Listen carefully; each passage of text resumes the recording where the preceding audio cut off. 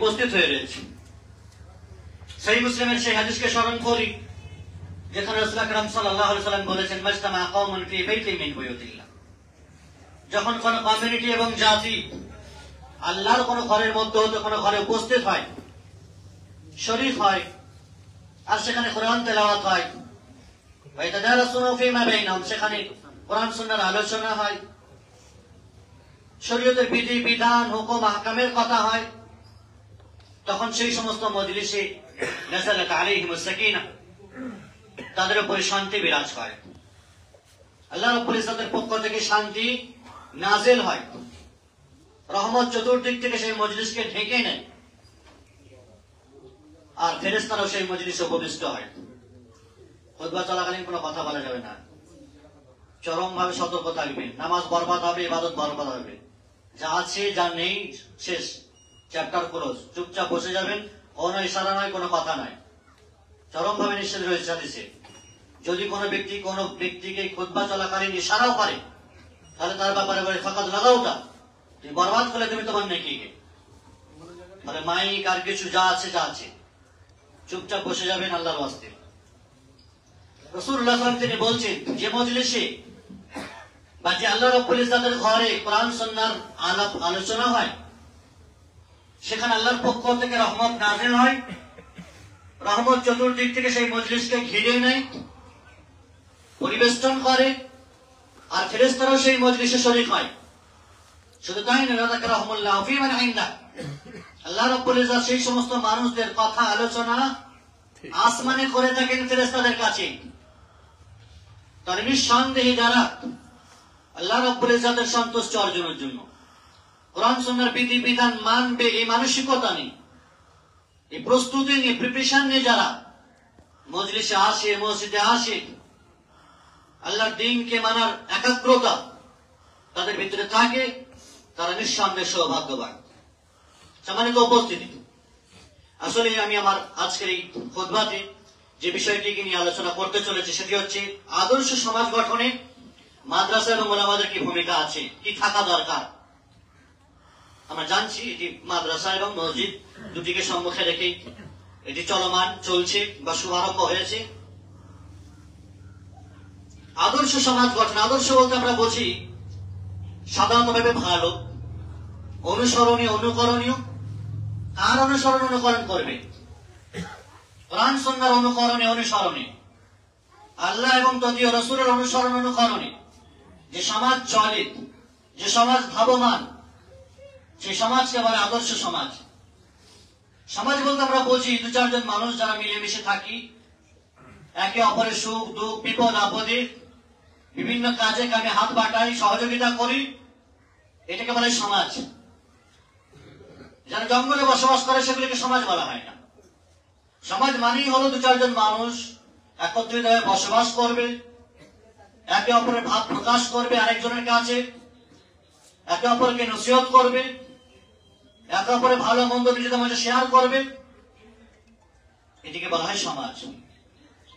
আদর্শ সমাজ গঠনে একটি মাদ্রাসা এবং উলামায়ে কেরাম তাদের কি ভূমিকা থাকে বা কি ভূমিকা আছে। আমরা উলামায়ে কেরাম বলতে বুঝি সাধারণত হবে যে রাসূলুল্লাহ সাল্লাল্লাহু আলাইহি ওয়াসাল্লাম আমাদেরকে ছেড়ে গেছেন, তার ওয়ারিস হিসাবে যাদেরকে। আলেম বলা হয় যারা কোরআন এবং সুন্নাহর অনুসরণ করে, নবীদের সেই শিক্ষা দীক্ষা যা তারা ছেড়ে গেছে। ইন্নাল আম্বিয়া আল উলামা ওয়ারাসাতুল আম্বিয়া, উলামায়ে কেরামরা হলেন নবীদের ওয়ারিস। আর নবীরা কোন রকমের টাকা পয়সা, দিনার দিরহাম, অর্থ সম্পত্তি কিছু ছেড়ে যাননি। তারা ছেড়ে গেছেন শুধুমাত্র ইলম, কোরআন সুন্নাহর ইলম যারা সংগ্রহ করে, কোরআন সুন্নাহর ইলম যারা অনুসন্ধান করে, গ্রহণ করে, সেই পথে চলে, নবিয়ানা রীতি নীতি পরিপূর্ণভাবে ফলো করে, তারা হলো আলেম বা উলামা যারা নবীদের ওয়ারিস। সম্মানিত উপস্থিতি, আল্লাহ রাসূল সাল্লাল্লাহু আলাইহি ওয়াসাল্লাম বলেছেন, ফামান আখাযাহু বিহাদ্দিন ওয়াফির, যারা রাসূলুল্লাহ সাল্লাল্লাহু আলাইহি ওয়াসাল্লামের নবীদের সেই ইলমকে গ্রহণ করলো, তারা মহামূল্যবান সম্পদ গ্রহণ করলো। এটি হলো উলামা বা আলেম। মাদ্রাসা বলতে আমরা কি বুঝি? মাদ্রাসা বলতে আমরা বুঝি আল্লাহ রাব্বুল ইজ্জত আদম আলাইহিস সালামকে সৃষ্টি করেছেন, বেশ কিছু জিনিস শিখিয়েছেন। ওয়া আল্লামা আদম কুল্লাহা বলা হয়েছে, ওয়া আল্লামা আদম আল আসমাআ কুল্লাহা। অনেক কিছু বিষয় আদম আলাইহিস সালামকে আল্লাহ তাআলা শিখিয়েছেন। পরবর্তীতে একাধিক নবীদের সিলসিলা চলে গেছে। আমাদের নবী মুহাম্মদ সাল্লাল্লাহু আলাইহি সাল্লাম, যিনি আমাদের শিক্ষক, যিনি সারা বিশ্বের রহমতের দূত হিসেবে আগমন করেছিলেন, সে নবী মুহাম্মদ সাল্লাল্লাহু আলাইহি সাল্লামের মাদ্রাসা, যেটি মদিনাতে মসজিদে নববীতে হিজরতের পরবর্তীতে মসজিদের চাতাল আর আঙিনায় ছিল মাদ্রাসা, যেখানে প্রাথমিকভাবে 70 জন সাহাবায়ে কেরাম, যারা চিরতরে মক্কাতে অত্যাচারিত হয়ে, নিপীড়িত হয়ে, শোষিত শাসিত হয়ে, যারা নিজেদের বাড়ি ঘর সংসার, নিজেদের টাকা পয়সা অর্থ ধন দৌলত আর প্রপার্টি জমি জায়গা সব কিছুকে ছেড়ে দিয়ে সির্ফ আল্লাহর সন্তুষ্টি অর্জনের জন্য যারা সেদিন স্যাক্রিফাইস করেছিলেন, নিজেদের জীবনকে বলিদান দিয়েছিলেন, কোরবানি দিয়েছিলেন, এবং মদিনাতে এসে মসজিদে নববীর চাতালকে আঁকড়ে ধরেছিলেন। মসজিদে নববীর চাতাল যা মদিনাতে আজও সেই আসহাবে সুফফা, সেই 70 জন সাহাবায়ে কেরামদের জায়গা আজও রেলিং দিয়ে ঘেরা আছে। এটা নিদর্শন, যাদের আবাসস্থল, যাদের শিক্ষাঙ্গন বিদ্যালয় ছিল মসজিদে নববী, সেই মসজিদে নববীর চাতালের বরকত আজ যারা মদিনাতে গেছে তারা দেখে থাকবে। বৃহৎ এলাকা, এখন আরো এক্সটেনশন হচ্ছে, বাড়ছে, আশেপাশে সমস্ত হোটেলগুলো ভেঙে আরো বড় হচ্ছে। সেই মসজিদে নববী চিন্তা করেছেন সেই যুগে, যিনি প্রাথমিকভাবে মসজিদ তৈরি করলেন রাসূলুল্লাহ সাল্লাল্লাহু আলাইহি ওয়াসাল্লাম নিজের হাতে, যেখানে দারস দুরুস হলো, প্রতিনিয়ত নামাজ পড়া সাহাবায়ে কেরামরা রাসূলুল্লাহ সাল্লাল্লাহু আলাইহি ওয়াসাল্লামের কাছে দ্বীন শিখতেন। তারা বড় বড় ব্যবসায়িক আর চাকরিজীবী ছিলেন না, মাস্টার আর প্রফেসর আর ইঞ্জিনিয়ার ছিলেন না, যে কারি কারি টাকা উপার্জন করতেন এমনটা নয়। সাদা সিধে মানুষ, সহজ সরল মানুষ, শুধুমাত্র জীবিকা উপার্জন করতেন, খেতে পড়তে হয় জন্য। মসজিদে নববীতে খেজুর কেউ দিয়ে যেত, সেই খেজুর খেয়ে সেটা দিয়ে জীবন ধারণ করে দিন শিখতেন। এমনি এমনি দুনিয়াতে জান্নাতের সার্টিফিকেট তারা পাননি। আমাদের অবস্থা, সমগ্র দুনিয়া হাসিল করবো, তারপর দিন দেখা যাবে। টাকা পয়সা জমি জায়গা প্রপার্টি বাড়ি বাংলো তৈরি করার পরে একটা ক্যাটাসপূর্ণ জীবন যাপন করবো, তারপর যদি সময় থাকে একবার হজ উমরা করে জীবনের সকল প্রকারের গুণাগুলোকে মিটিয়ে নেব, এই মানসিকতায় মানুষ চলে। সাহাবায়ে কেরামদের ব্যাপারে আল্লাহ রাব্বুল ইজ্জত পবিত্র কোরআনে বলেছেন, আস-সাবিকুনাল আউয়ালুনা মিনাল মুহাজিরিন ওয়াল আনসার ওয়াল্লাযীনা তাবাউহুম বিইহসান রাদিয়াল্লাহু আনহুম ওয়া রাদু আনহু। সেই সমস্ত অগ্রগামী সাহাবায়ে কেরাম, মুহাজির এবং আনসারদের মধ্যে হতে আর যারা তাদের পূর্ণ অনুসরণ করেছে, ফলো করেছে, তাদের উপর আল্লাহ সন্তুষ্ট, তারাও আল্লাহর উপরে সন্তুষ্ট।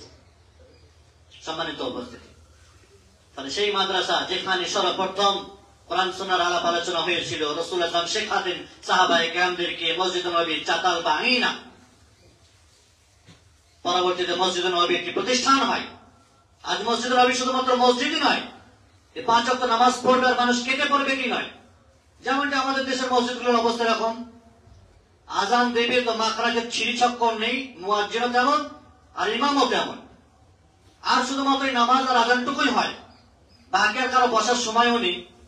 না কোরআন শিক্ষার কোনো ব্যবস্থাপনা, না হাদিসের কোনো বাণী ব্যবস্থাপনা, না ফিকহের কিছু বিষয়, হুকুম আহকাম বিষয় সম্পর্কে কোনো আলাপ আলোচনা, বা কোনো মাসলা মাসাইল সম্পর্কে একটু বসা, এই ব্যবস্থাপনা তো নেই, আর সময়ও নেই মানুষের কাছে। সময় নেই মানুষের কাছে। দুনিয়ার ক্ষেত্রে মানুষ এত ব্যস্ত, এত বিজি। সম্মানিত উপস্থিতি, তাহলে সেই মসজিদগুলো থেকে বরকত আসবে?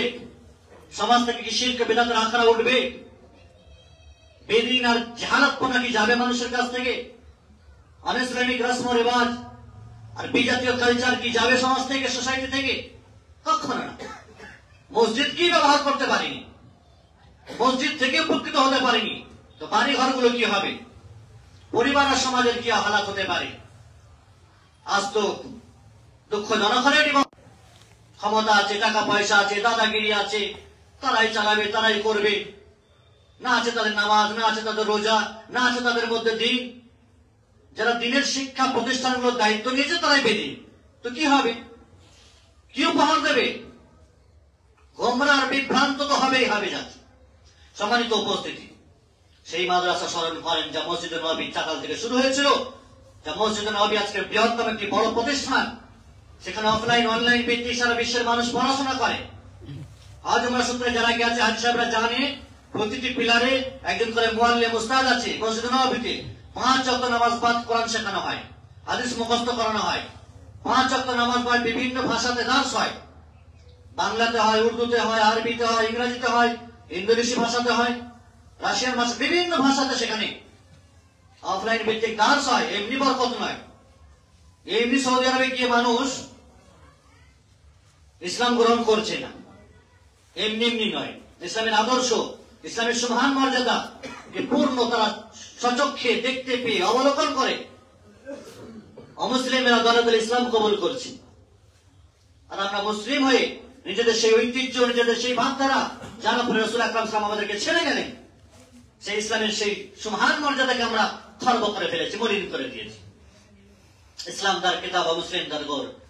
ইসলাম কিতাবে শুধু মুসলিম গোরস্থানে, শুধুমাত্র কিতাবের আকারই আমাদের কাছে থেকে গেছে। কোরআন সুন্নাহর পাতাতে ইসলাম আছে, বাস্তবিক জীবন মানুষের আছে।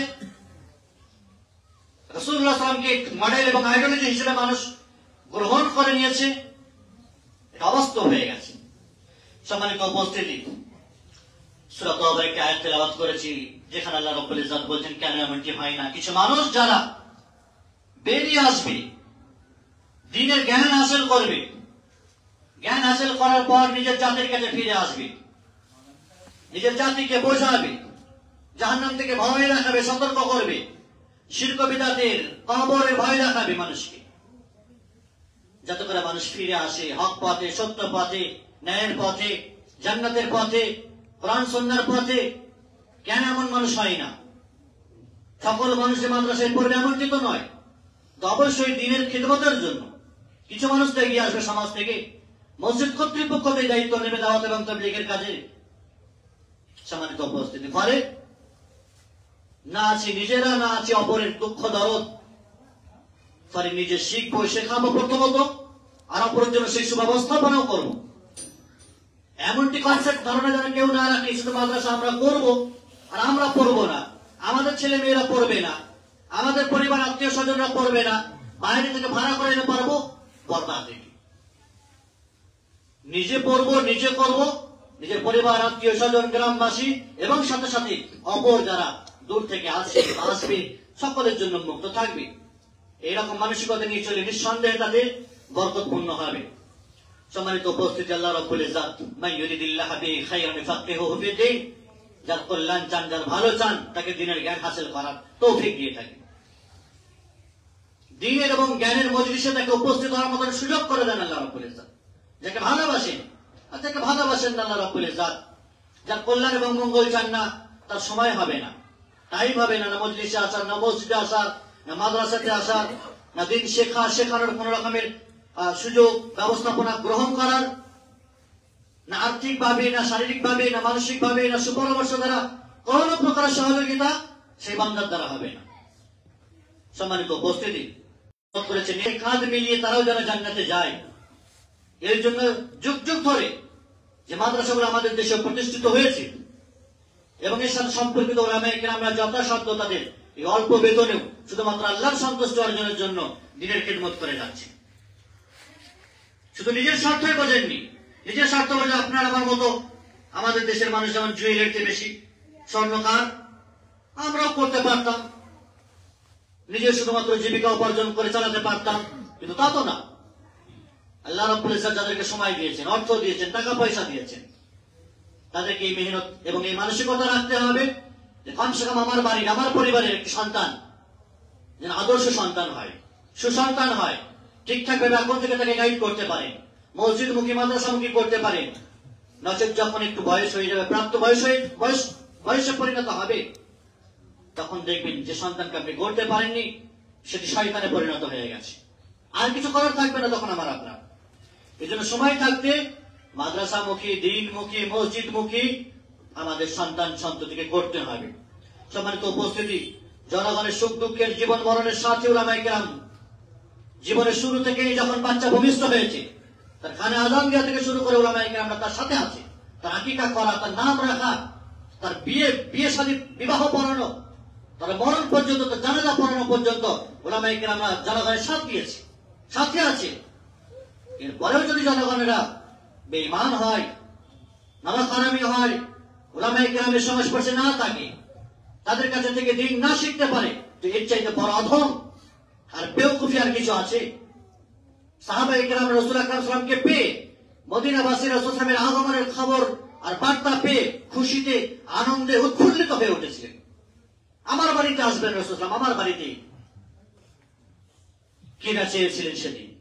রাসূলুল্লাহ সাল্লাল্লাহু আলাইহি ওয়াসাল্লামকে পেয়ে তারা, সেই পরশ পাথর কোরআন পেয়ে তারা, রাসূল আকরাম সাল্লাল্লাহু আলাইহি ওয়াসাল্লামকে পেয়ে তারা ধন্য হয়ে গেলেন তারা জান্নাত দুনিয়াতেই কিনে নিলেন তারা।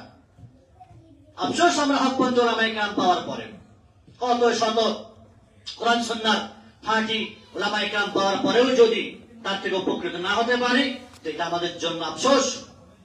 সম্মানিত উপস্থিতি, আমাদের দেশের উলামায়ে কেরামরা কোরআন সুন্নাহর ইলম মানুষের কাছে বন্টন বিতরণ করতে থাকেন। তারা জানেন খায়রুকুম মান তাআল্লামাল কুরআন ওয়া আল্লামা, সর্বোৎকৃষ্ট মানুষ তোমাদের মধ্যে সেই যে কোরআন শিখলো এবং শেখালো। তাহলে কোরআন নিজে শিখতে হবে, অপরকে শেখাতে হবে, শেখানোর ব্যবস্থাপনা করতে হবে। মসজিদ করেছে, কোরআন শেখার ব্যবস্থাপনা নেই। কি জন্য করেছেন? মসজিদ কি শুধুমাত্র নামাজ পড়ারই জায়গা? নামাজ কিভাবে পড়বে, নামাজের পদ্ধতিকে শেখাবে, দোয়াগুলো কিভাবে পড়বে, কেরাতটা কিভাবে হবে, কে শেখাবে, কোথায় শিখবে সে? মসজিদ তো মুসলিম মিল্লাতের জাতির এটি হচ্ছে হেডকোয়ার্টার, এটা তো পাওয়ার হাউস। মাদ্রাসা তো পাওয়ার হাউস। যদি এখান থেকে আলো বিতরণ না হয়, মসজিদ করেছে, মাদ্রাসা করেছে, আলো যাকে তাকে দেবো না। জনগণ তো আন্দোলন করে পাওয়ার হাউস আগুন লাগিয়ে দেবে।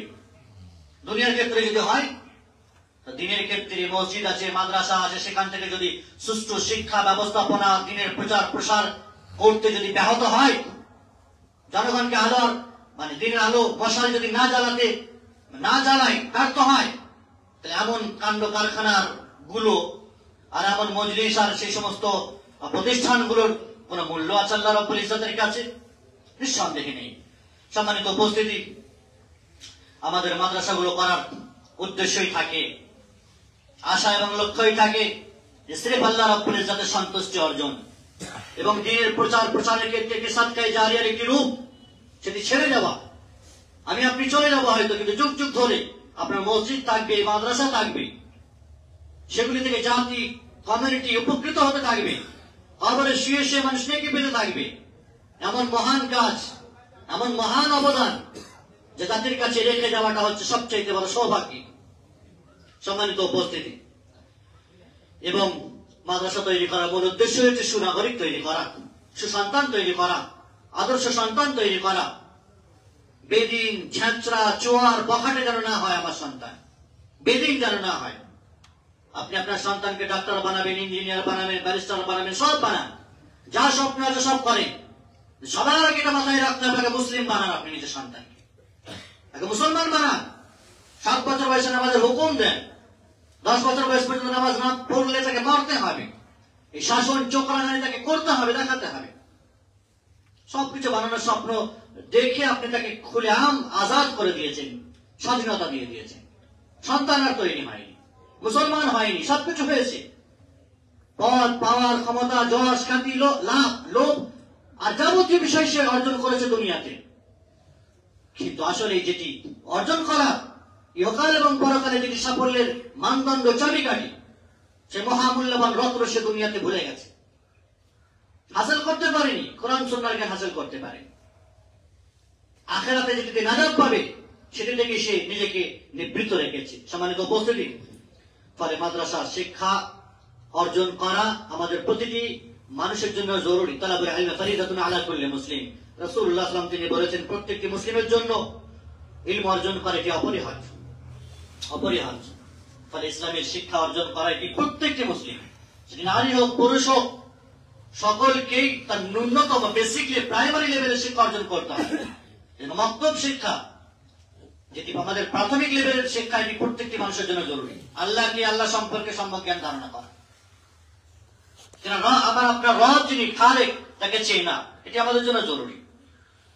বারাকাল্লাহু লানা ওয়া লাকুম ফিল কুরআনিল আযীম ওয়া জালিল লি ওয়া লাকুম ওয়া লিসাইরিল মুসলিমিনা মিন কুল্লি যামবিন ফাস্তাগফিরুহু ওয়া তুবু ইলাইহি ইন্নাহু হুয়াল গফুরুর রহিম।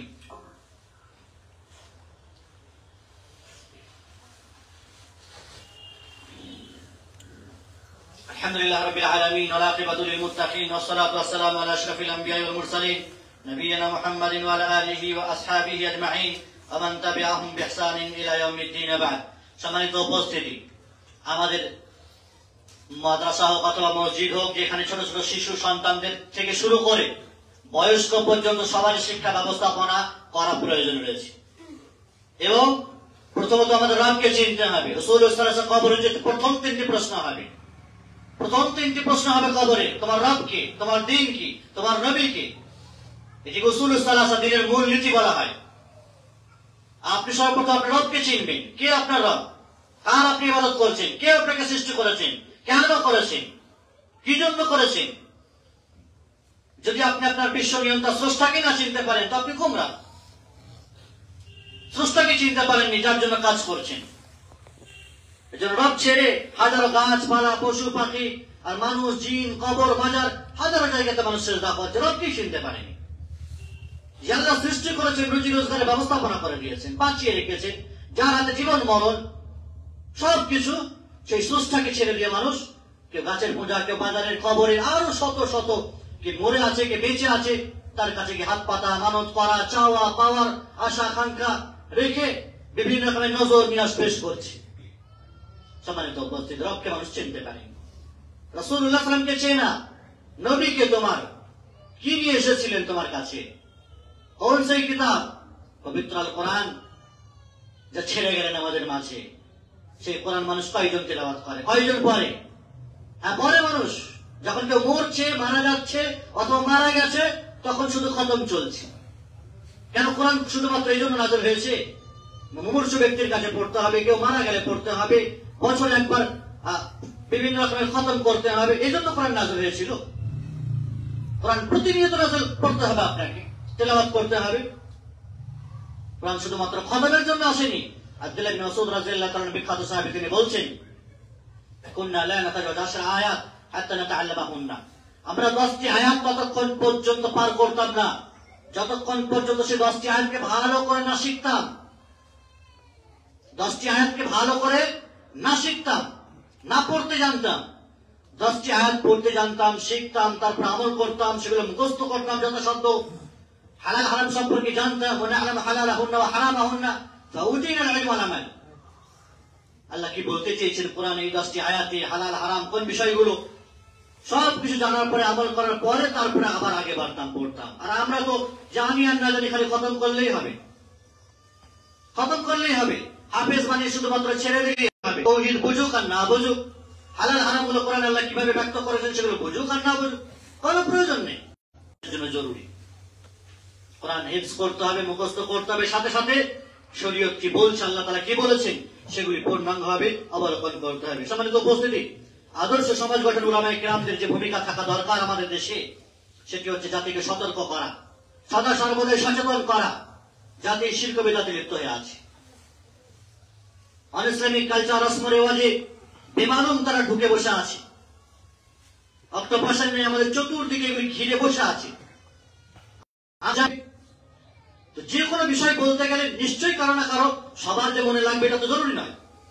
আর মন পছন্দের জন্য তো খুতবা হয় না, ইসলাম আসেনি। এজন্য ইসলামের একটি বিষয় হচ্ছে তাওআন ওয়া কারহা।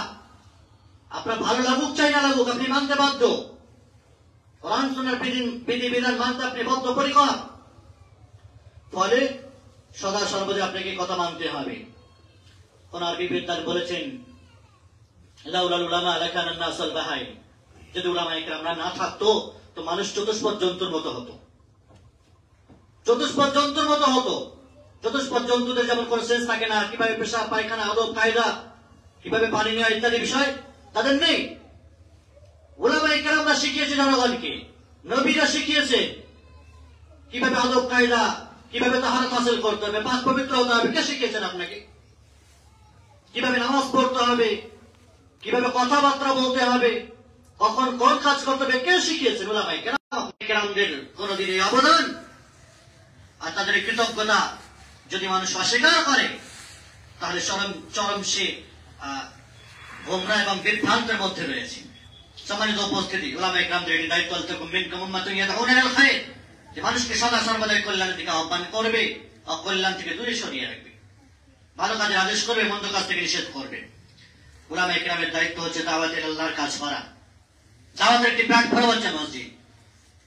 গোটা বিশ্বে এটি নমুনা দেখিয়েছে মসজিদ নববী এবং মসজিদুল হারাম বাইতুল্লাহ। গোটা ওয়ার্ল্ডের কাছে এটি নমুনা যে কিভাবে মসজিদ থেকে দিন প্রচার হয়, দাওয়াতের কাজ হয় মসজিদ থেকে। মসজিদ হচ্ছে বরকতপূর্ণ জায়গা। খালি বাইরে প্যান্ডেল বছরের পর বছর কাটছে না, মসজিদে দুটো চারটে মানুষ বসে না, সাপ্তাহিক কোনো সভার ব্যবস্থা, তালিমের ব্যবস্থা, না মাসিক কোনো তালিমের ব্যবস্থা, কিছুই নেই।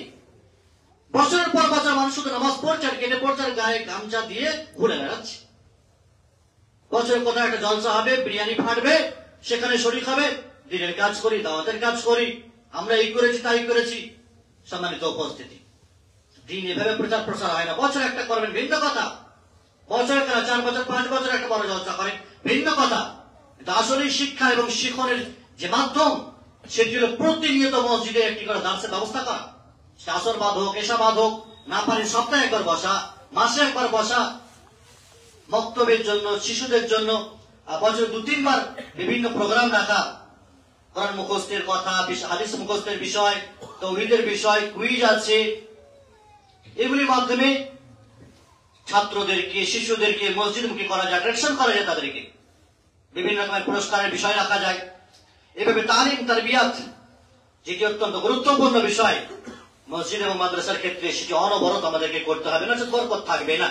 থাকবে তো বিল্ডিং, প্রাসাদ, ভবন থাকবে, কিন্তু থাকবে না ছেলে, থাকবে না ছাত্র ছাত্রী, থাকবে না সেরকম ব্যবস্থাপনা যে যার মতো করে খাবে দাবে চলবে ফিরবে। সেগুলি আমানতের জায়গাগুলিকে খেয়ানতে পরিণত করবে। অসংখ্য জনগণের মাল, সদকা, দান, খায়রাত তো ঢুকবে, কিন্তু সেগুলি সমাজকে কিছু দিতে পারবে না, সমাজ উপকৃত হতে পারবে না। ফলে এই জন্য চরম জবাবদিহিতা কিন্তু আখিরাতের দিনে দিতে হবে। এই জন্য সদা সর্বদাই নিয়তকে খালিস করে একনিষ্ঠতার সহিত নিজে পড়বো, পড়াবো, শিখবো, শেখাবো, এবং সেটি পূর্ণভাবে যে আমানত আল্লাহ রাব্বুল ইজ্জত আমাকে দিয়েছেন, সুযোগ করে দিয়েছেন, সেটি মাদ্রাসা রূপে হোক, মসজিদ রূপে হোক, সেটি জনগণ আমাদেরকে বিভিন্ন রকমের হেল্প সহযোগিতা করেছেন, তার সেই পূর্ণ সহযোগিতাকে সম্মুখে রেখে আমরা এগিয়ে চলবে, এই মানসিকতা করতে হবে। খিদমতে খাল করতে হবে আমাদেরকে। জনগণের জন্য বেশ কিছু কাজকর্ম, সোশ্যাল ওয়ার্কার আমরা জানি, সোশ্যাল ওয়ার্কার আমরা বলে থাকি। রাসূলুল্লাহ সাল্লাল্লাহু আলাইহি ওয়াসাল্লাম বলেছেন, খায়রুন নাস আনফাহুম লিন-নাস, সবচেয়ে সেই মানুষ হচ্ছে শ্রেষ্ঠ যার দ্বারা অপর মানুষ উপকৃত হয়।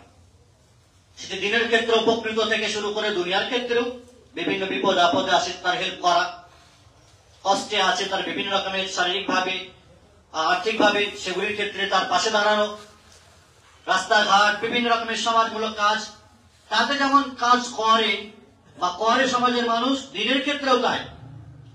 একটি দার্স হবে, একটি মজলিস হবে, তার ক্ষেত্রে কোনো সহযোগিতা সেই সময় থাকে না।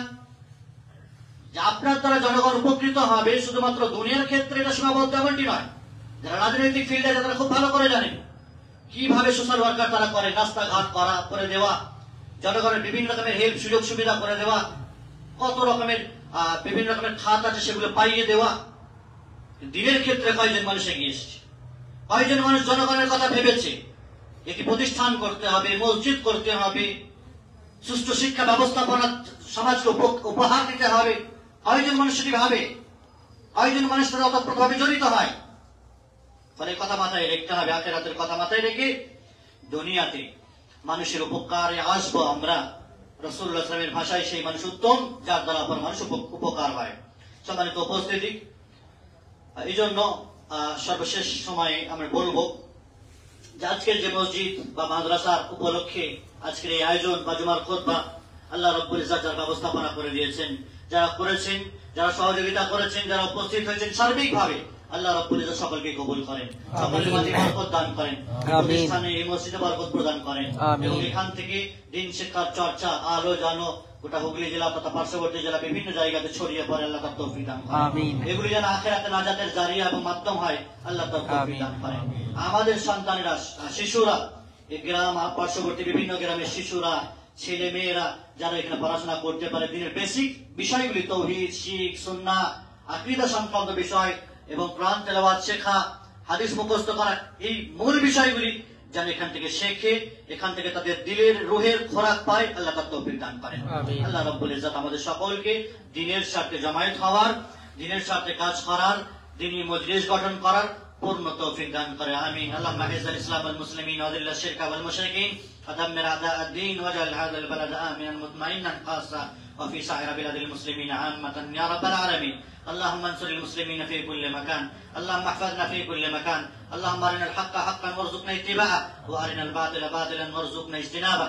اللهم انا نسالك الهدى والتقى والعفاف والغنى، اللهم انا نسالك الجنه الفردوس ونعوذ بك من النار. اللهم انا نسالك الهدى والتقى والعفاف والغنى، اللهم انا نسالك العافيه في الدنيا والاخره. ربنا آتنا في الدنيا حسنة وفي الآخرة حسنة وقنا عذاب النار. اللهم صل على محمد وعلى آل محمد كما صليت على إبراهيم وعلى آل إبراهيم إنك حميد مجيد. اللهم بارك على محمد وعلى آل محمد كما باركت على إبراهيم وعلى آل إبراهيم إنك حميد مجيد. إن الله يأمركم بالعدل والإحسان وإيتاء ذي القربى وينهى عن الفحشاء والمنكر والبغي يعظكم لعلكم تذكرون. اذكروا الله يذكركم وادعوه يستجب لكم ولذكر الله تعالى وأولى وأعز وجل وأجل وأهم وأكبر.